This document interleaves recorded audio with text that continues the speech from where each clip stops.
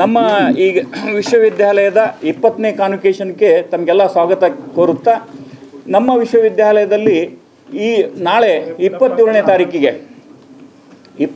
ತಾರೀಕಿಗೆ ನಾವು 20ನೇ ಕಾನ್ವೊಕೇಷನನ್ನು ನಡೆಸ್ತಾ ಇದ್ದೆವು. ಅದರಲ್ಲಿ ನಮ್ಮ ಏನು ಈ ವರ್ಷದ ಫಲಿತಾಂಶ ಮತ್ತು ಗೌರವ ಡಾಕ್ಟ್ರೇಟು ಮತ್ತು ಕ್ಯಾಶ್ ಪ್ರೈಸು ಆಮೇಲೆ ಕೊಡ್ರಿ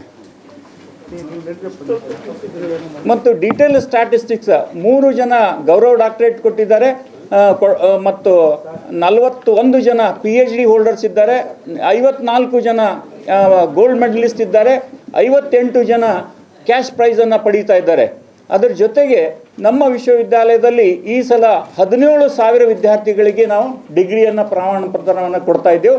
20ನೇ ಘಟಿಕೋತ್ಸವದ ಪದವಿ ಪಡೆಯುವ ಅರ್ಹ ಅಭ್ಯರ್ಥಿಗಳ ಒಂದು ಸರ್ವೇವನ್ನು ತಮ್ಮ ಮುಂದೆ ನಾನು ಇಡ್ತಾ ಇದ್ದೀನಿ. ವಿಶ್ವವಿದ್ಯಾಲಯದ 20ನೇ ವಾರ್ಷಿಕೋತ್ಸವದ ಗೌರವ ಡಾಕ್ಟರ್ಗೆ 3 ಗಣ್ಯರು ಅದಕ್ಕೆ ಭಾಜನರಾಗಿದ್ದಾರೆ. 41 ಚಿನ್ನದ ಪದಕಗಳು ಮತ್ತು 54 ನಗದು, 58 ಬಹುಮಾನಗಳನ್ನು ಪಡೆದಿದ್ದು ಇವರನ್ನು ಒಳಗೊಂಡಂತೆ ಒಟ್ಟು 17,348 ಅಭ್ಯರ್ಥಿಗಳು ವಿವಿಧ ಪದವಿಯನ್ನು ಪಡೆಯಲು ಅರ್ಹರಾಗಿರ್ತಾರೆ. ಇವರಲ್ಲಿ 6,402 ಪುರುಷ ವಿದ್ಯಾರ್ಥಿಗಳು ಮತ್ತು 10,946 ಮಹಿಳೆಯರನ್ನು ತೇರ್ಗಡೆ ಹೊಂದಿರುತ್ತಾರೆ. ಗೌರವ ಡಾಕ್ಟರೇಟ್ನ ಒಂದು ವಿವರಗಳನ್ನು ತಮ್ಮ ಮುಂದೆ ಸಲ್ಲಿಸಲಿಕ್ಕೆ ಬಯಸ್ತೇನೆ. ಮೊದಲನೇದಾಗಿ ಸತೀಶ್ ಎಲ್ ಜಾರಕಿಹೊಳಿ ಅವರಿಗೆ ನಾವು ಗೌರವ ಡಿಲಿಟನ್ನು ನಾವು ಅವರಿಗೆ ಪ್ರದಾನ ಮಾಡ್ತಾಯಿದ್ವಿ.